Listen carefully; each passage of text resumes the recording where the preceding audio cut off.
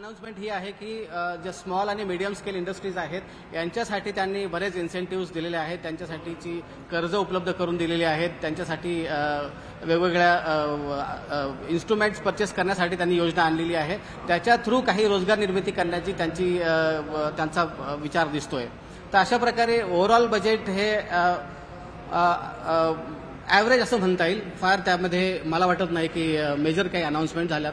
दुसरी एक गोष्ट अजून एक सांगावीशी वाटते ती म्हणजे इंटरिम बजेटमध्ये जे काही अनाऊन्स केलं गेलं होतं, इंटरिम बजेटमध्ये जे अनाऊन्स झालं ते या बजेटमध्ये दिसत नाहीये. त्याच्यामध्ये जो फरक आला आहे तो फरक सुद्धा आपल्याला बघायला पाहिजेत की इंटरिम बजेट नंतर आता किती बदल झालेत आणि त्या योजना का पुढे सरकल्या नाहीयेत. अजून आता बजेटच्या आकडेवारीबद्दल जर बोलायचं झालं तर एक चांगली गोष्ट ही आहे की फिस्कल डेफिसिट जे आहे हे कंट्रोलमध्ये आणण्यासाठी प्रयत्न केले आणि त्यांनी 4.5% जीडीपीच्या एवढं त्यांचं लक्ष आहे. आज त्यांनी एस्टिमेट केलेली जी काही फिस्कल डेफिसिटची आकडेवारी आहे ती आहे 4.9%, जी साधारण मागच्या इंटरिम बजेटच्या वेळेला 5.1% होती. हे जे बजेट आहे टोटल बजेट जवळजवळ 48 लाख कोटीचं बजेट असणार आहे. म्हणजे 48 लाख कोटी रुपयाचा खर्च अपेक्षित आहे. त्यापैकी 32 लाख कोटी हे वेगवेगळ्या टॅक्सेसमधून गव्हर्नमेंटला उत्पन्न मिळणार आहे. तर अशा प्रकारे हे बजेट मला वाटतं आपल्याला सांगता येईल.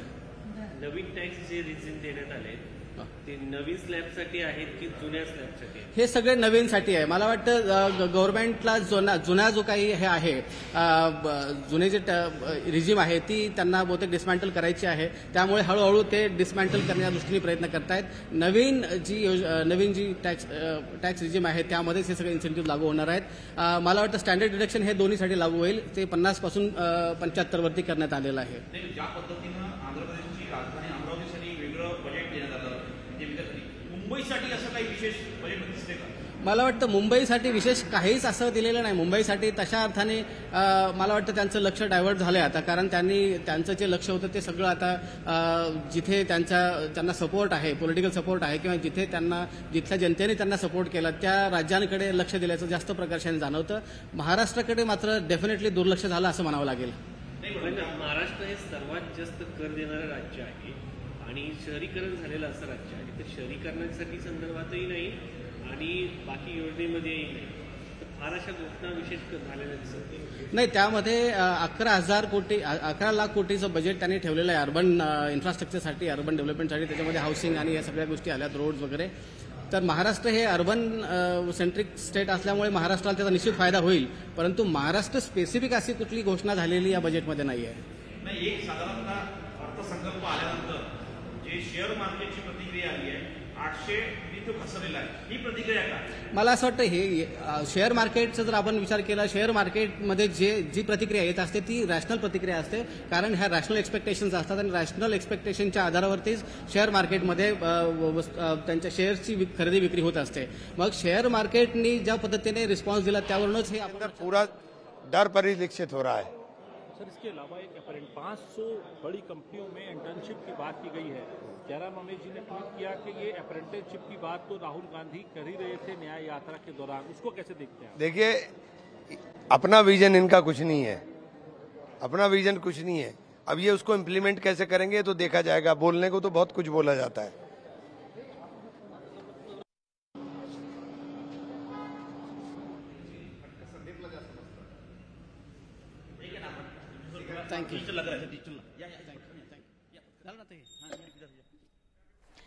तर आताची सगळ्यात महत्त्वाची घडामोड, बजेट नंतर शेअर बाजार कोसळलेला आहे.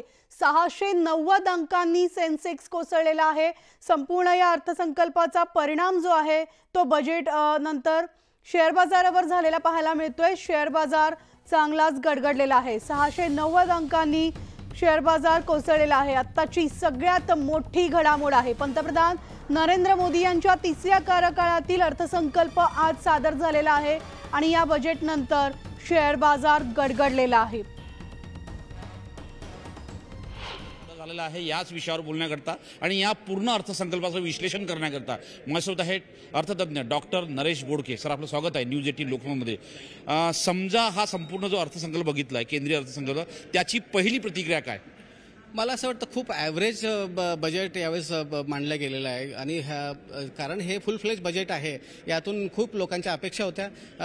इंटेरिम बजेट असल्यामुळे जे फेब्रुवारीमध्ये बजेट मांडलं गेलं त्या बजेटपर्यंत लोकांना माहिती होतं की हे इंटेरिम बजेट आहे. त्यामध्ये काही लोकांच्या अपेक्षा नव्हत्या, त्यामुळे त्यावेळेला लोकांना फार काही वाटलं नाही. पण हे जुलैचं बजेट जे आहे नवीन गव्हर्नमेंट स्थापन झाल्यानंतरचं पहिलं बजेट आहे आणि यातून मात्र लोकांच्या खूप अपेक्षा होत्या. कारण निर्मला सीतारामनजी यांचं 7वं बजेट होतं आणि मोदी सरकारचं 11वं बजेट होतं आणि याच्यामध्ये विशेष करून शेतकऱ्यांसाठी, महिलांसाठी, युवकांसाठी किंवा टॅक्स पेयर्ससाठी काही अनाऊन्समेंट होणं गरजेच्या होत्या. काही अनाऊन्समेंट जरूर झाल्यात, पण त्या अनाऊन्समेंट किती इफेक्टिव्ह असणार आहेत आणि त्याचा किती फायदा त्यांना होणार आहे हे मात्र गुलदस्त्यात आहे. नाही, पण साधारणतः जर बघितलं अर्थतज्ञ म्हणून महाराष्ट्र आणि मुंबई आणि महाराष्ट्रातले जे वेगवेगळे प्रादेशिक क्षेत्र आहे, मराठवाडा असो, पश्चिम महाराष्ट्र असो, विदर्भ असो, यांच्याकडे विकासाच्या संदर्भात काही योजना दिसतात का नुसतं फक्त बिहार आणि आंध्र प्रदेश या दोन राज्यांच्या संदर्भात विचार करण्यात आला? मला वाटतं हा एक राजकीय प्रश्न आहे आणि राजकीय उत्तर द्यायचं झालंच तर महाराष्ट्रावरती डेफिनेटली या बाबतीत अन्याय झालेला दिसतो. कारण महाराष्ट्रामध्ये आज अनेक गोष्टींचे प्रश्न आहेत, महत्त्वाचे प्रश्न आहेत. सगळ्या ज्या अर्बन बॉडीज आहेत किंवा जे काय आपल्याला स्थानिक स्वराज्य संस्था म्हणतात यांचे प्रश्न आहेत. त्यांच्याकडे त्यांच्या निवडणुका न झाल्यामुळे त्यांचे फंडचा इश्यू आहे.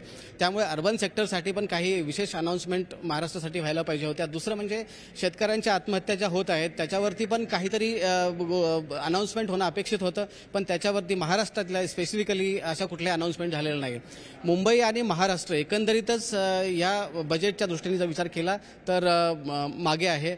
या उलट बिहार आणि ओरिसा, आंध्र प्रदेश या 3 राज्यांनी इव्हन नॉर्थ ईस्टसाठी सुद्धा काही स्पेशल पॅकेज त्यांनी अनाऊन्स केलेलं आहे. त्यामुळे आपण त्या दृष्टीने विचार केला तर महाराष्ट्राकडे थोडंसं पाठ फिरवली असं म्हणावं लागेल. राजकीय प्रश्न आहे.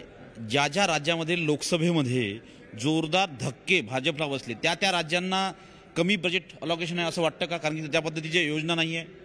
खरं तर तसं म्हणता येणार नाही आपल्याला डायरेक्टली, परंतु एक गोष्ट निश्चितच आहे की यामध्ये जो फरक जाणवतोय आपल्याला तो फरक असा आहे की एनडीएचे जे पार्टनर्स आहेत त्यात आपल्या सगळ्यांना माहिती आहे, हे काही लपलेलं सिक्रेट नाही आहे, ओपन सिक्रेट आहे की आंध्र प्रदेशचे मुख्यमंत्री चंद्रबाबू नायडू हे एनडीएचे पार्ट आहेत. बिहारचे मुख्यमंत्री, माजी मुख्यमंत्री हे सुद्धा याचे एक पार्ट आहेत आणि त्याच्यामुळे हे 2 काही कंडिशनल याच्यावरती एनडीएमध्ये सामील झाले होते का असं म्हणण्यासाठी एक मोठा एक हे आहे. त्याच्या उलट ओरिसामध्ये जिथे भाजपकडे पूर्ण सत्ता दिलेली आहे राज्याच्या लोकांनी, त्यावेळेस त्यांचं सुद्धा कॉन्ट्रीब्युशन असल्यामुळे त्यांच्याकडे सुद्धा केंद्राने रिस्पॉन्ड केलेला आहे का अशा काही गोष्टी ठळकपणे दिसतात. परंतु ते डेटा आल्यानंतर आपल्याला जास्त विस्तृत त्याच्यावरती बोलता येईल. अर्थशास्त्राच्या दृष्टिकोनातून या संदर्भात जर बघितलं आपण तर याचं कसं विश्लेषण होईल आणि तुम्ही किती मार्क द्याल? मला असं वाटतं त्यांनी ज्या प्रायोरिटी सेट केल्यात, 9 प्रायोरिटी त्यांनी सांगितल्यात, त्या 9 प्रायोरिटी खूप महत्त्वाच्या आहेत आणि चांगल्या त्यांनी आयडेंटिफाय केलेल्या आहेत. पण त्या प्रायोरिटीच्या आधारावरती जर विचार केला तर प्रायोरिटी नुसता ठेवून चालत नाही. त्यांना जे अलोकेशन व्हायला पाहिजे, त्यांच्यावरती ज्या स्पेसिफिक योजना व्हायला पाहिजेत त्या तेवढ्या प्रमाणात झालेल्या दिसत नाही आहे. त्यामध्ये कृषीसाठी 1.5 लाख कोटी रुपये त्यांनी ठेवलेले आहेत. खरं तर एवढा मोठा देश आहे, 1.5 लाख कोटी रुपये हे ॲक्च्युली काहीच नाही आहेत. तेवढेच त्यांनी एम्प्लॉयमेंट जनरेशनसाठी ठेवलेले आहेत, म्हणजे जे काही तरुणांसाठी जे काही रोजगाराच्या संधी उपलब्ध करून द्यायचे, काही इंटर्नशिप असेल किंवा याच्यामधून आपल्या CSR मधून जे काही त्यांनी 10% खर्च करण्यासाठी ट्रेनिंगसाठी दिलं आहे. तर मला वाटतं CSR मध्ये सुद्धा त्यांनी डायल्यूट करण्याचा प्रयत्न केला गेला आहे. ऑलरेडी CSRचं एक्सपेंडिचर हे किती खर्च होतं याचा मोठा डाऊट असतो आणि आता परत 10% CSRच्या त्यांना ते खर्च करायचं ट्रेनिंग आणि याच्यावरती दिलेलं आहे. त्यामुळे खरंच ट्रेनिंग होणार का हा एक मोठा प्रश्न आहे.